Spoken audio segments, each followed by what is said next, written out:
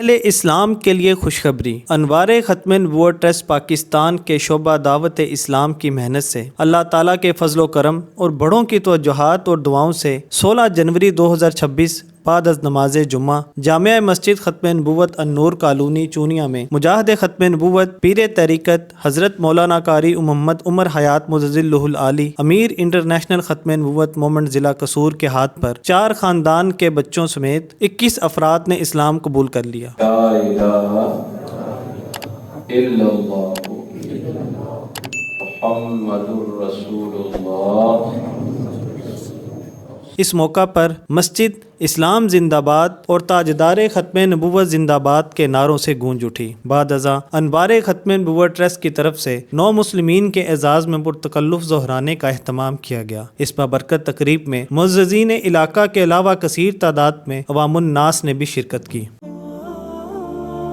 انوار ختم نبوت ٹرسٹ پاکستان